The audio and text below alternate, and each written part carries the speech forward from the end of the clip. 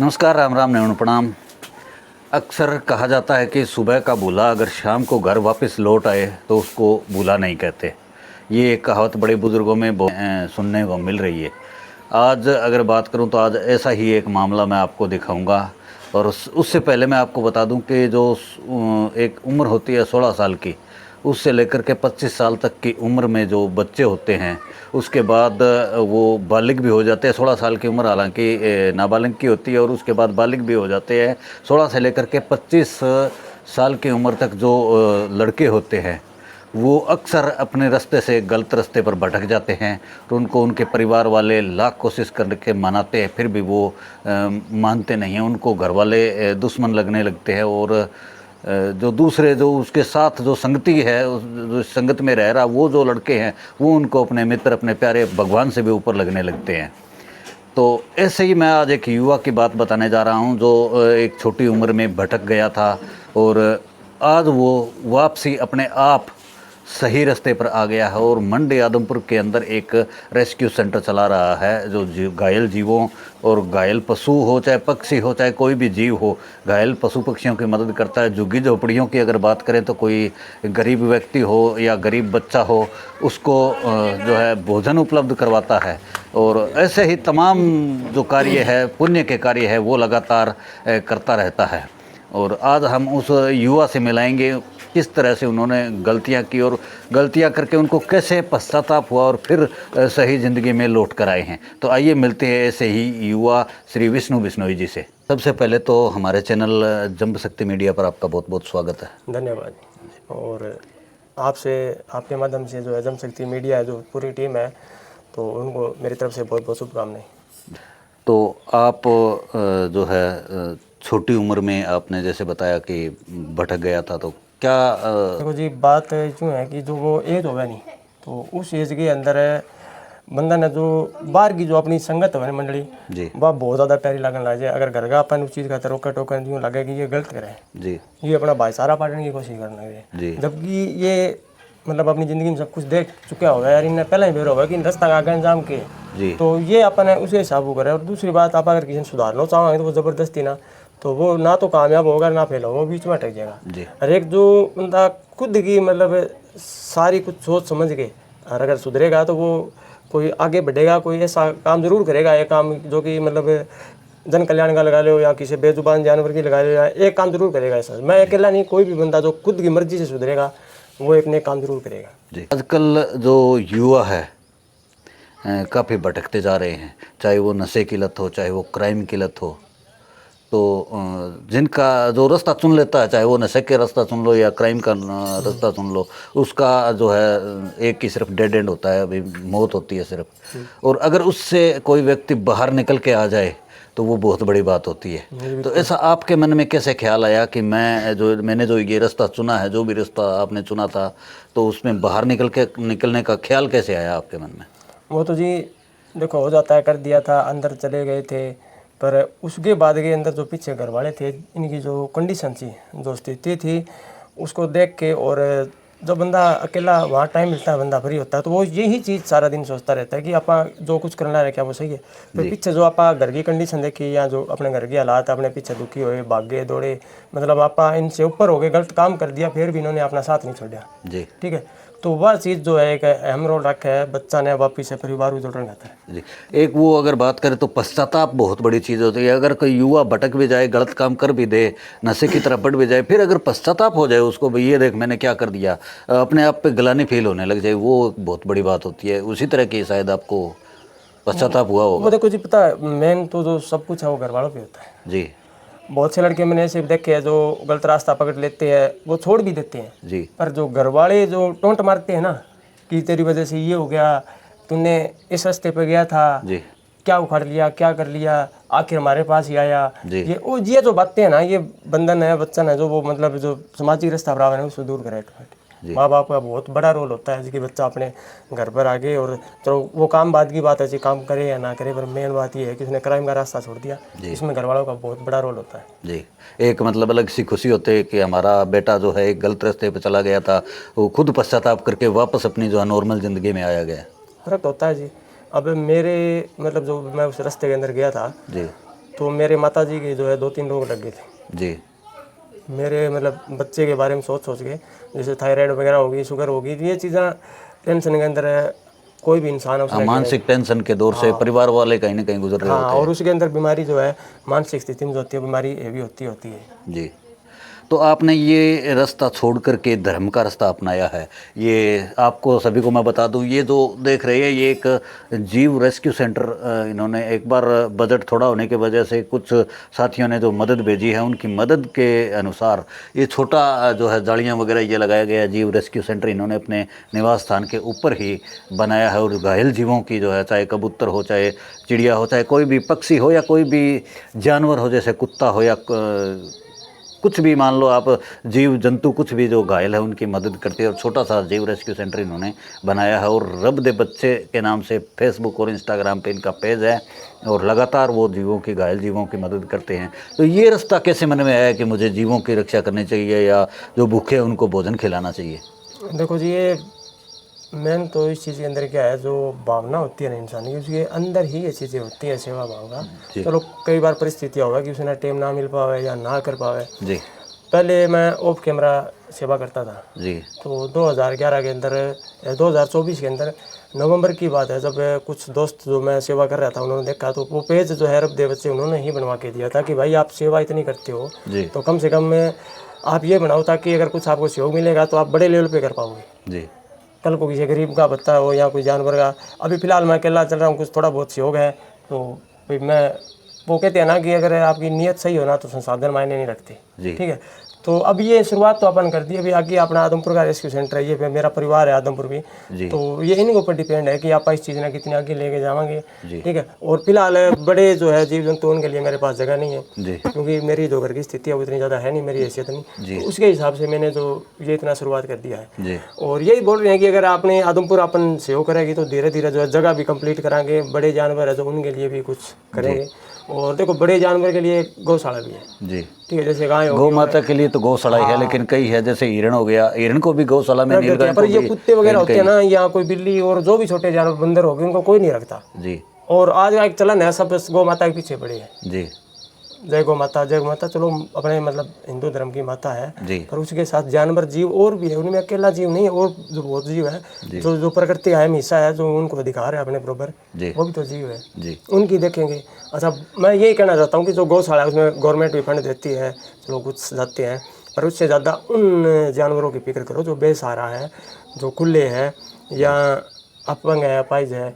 अब एक बात हो, कोई आपको चोट लगी पैरों की तो घर वाले, तो आप इंसान है तो भी घर वाली रोटी कितनी मुश्किल मिला बंधन में, वो तो बेजबान है। या देखो तो बेजुबान आदमी ने कौन संभाला इस चीज़। बिल्कुल, हमारे समाज की परंपरा के अनुसार जैसे चींटी को भी अगर नुकसान हो तो क्यों हो, और हाथी को भी हो तो क्यों हो। हाँ, ये बिश्नोई समाज के अंदर जो है ये चीज़ है कि जीव दया पालने के नियम के अंतर्गत, तो उसके अंदर क्या है बिल्कुल जो बिल्कुल चिट्टी है ये ही उतना अहम जो है वो रखती है जितना इंसान रखता है। जीवन तो उसका भी है, चींटी का भी है, हाथी का भी है। अब इसके अंदर भी वही आत्मा जो अपने अंदर है, बस बात सब बदलते शरीर रहते हैं जी। ठीक है, तो ये चीज़ें इनकी तरफ कोई ध्यान नहीं देता, छोटे जानवरों की तरफ कोई ध्यान नहीं देता। मैं यही एक रिक्वेस्ट करना चाहता हूँ जी कि देखो कई बार हर बंदा सेवा कौन कर सके जी।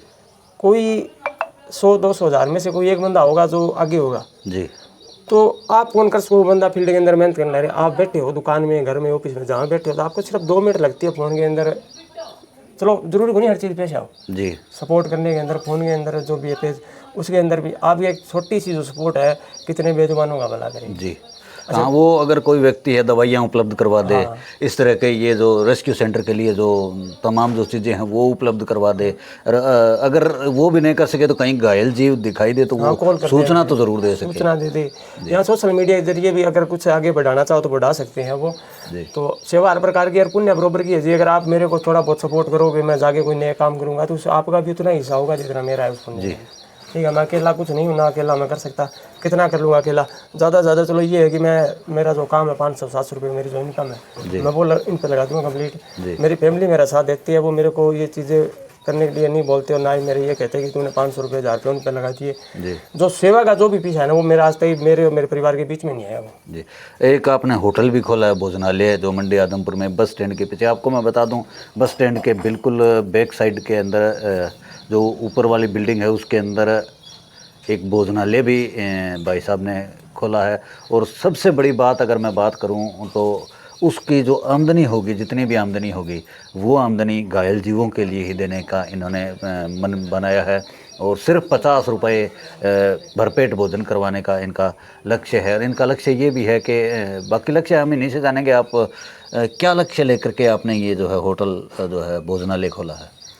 देखो, मैं लेके तो यही चल रहा था कि गरीब बच्चों को कोई कॉपी वगैरह किताब है, पढ़ाई के साधन है, जो बेजुबान है उनके लिए दवाई पानी।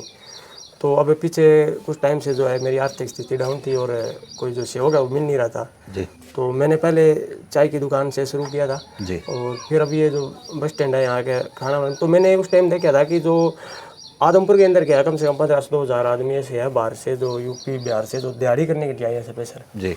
और 500 से 600 रुपये उनकी दिहाड़ी है जी। कहीं मरे मरा होटल के ऊपर आप खाना खाओगे तो यूँ समझ लो 150-200 रुपये मान के चलो।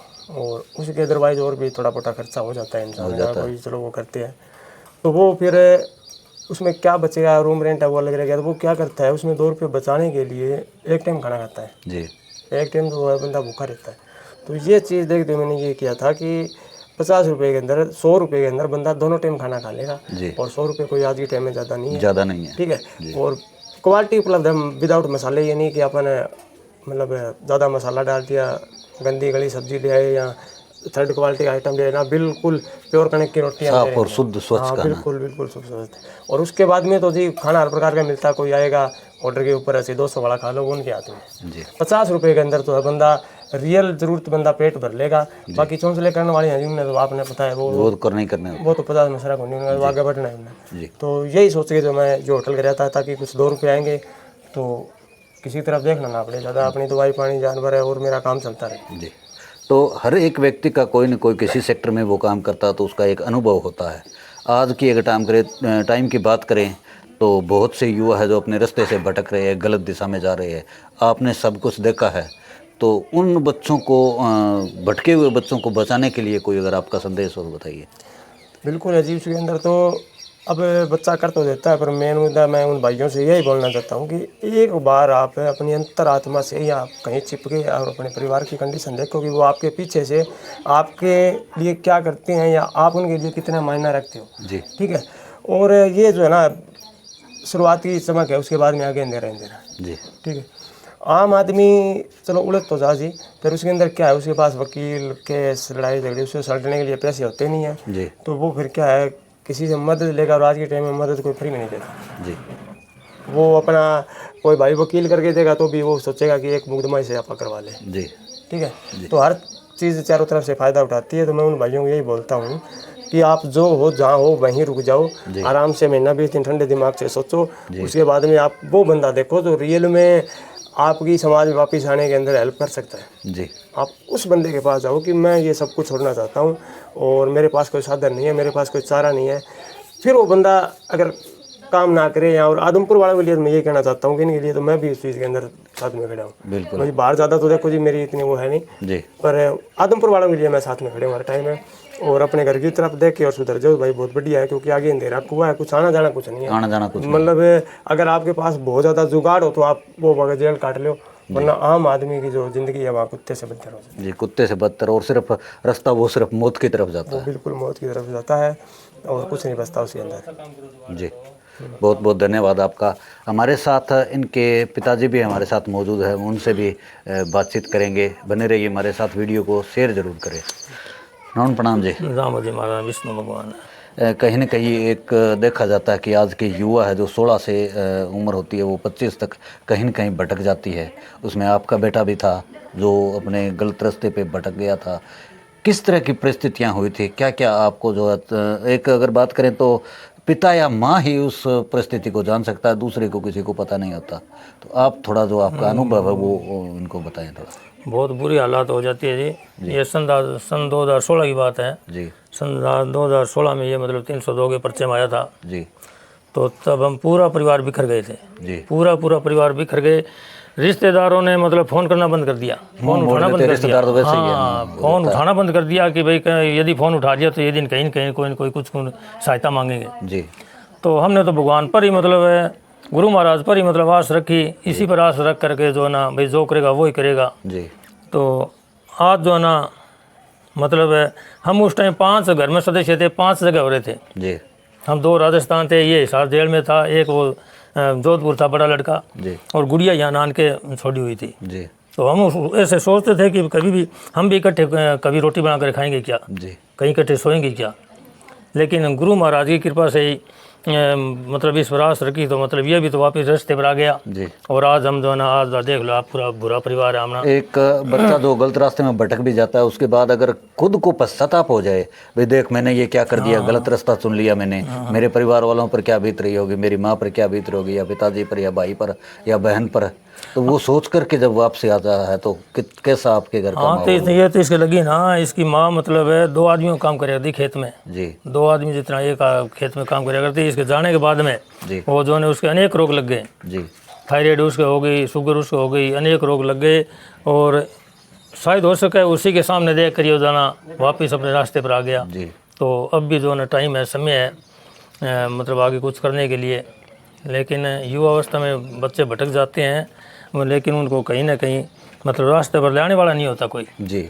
वो कहीं ना कहीं मानते नहीं, उसको परिवार वाले दुश्मन लगने लगते हैं। हाँ, परिवार वाले दुश्मन लगने लग जाते हैं। दूसरा क्या करेगा, यदि वो दूसरा उसकी हेल्प करेगा ना तो वो उसके बदले उससे उल्ट काम ही कराएगा, न कि कोई मतलब सीधा काम कराएगा, उसके बदले में उल्टा ही काम कराएगा।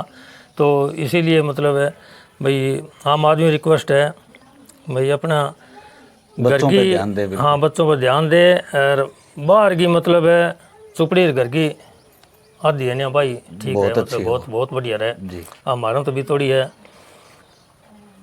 रात जो है ना सब कुछ है भगवान की देव जी। उस टाइम हमारे पास में कोई मकान भी नहीं था बैठने के लिए जी। और लोग किराए मकान देते थे तो भी कतराते थे जी।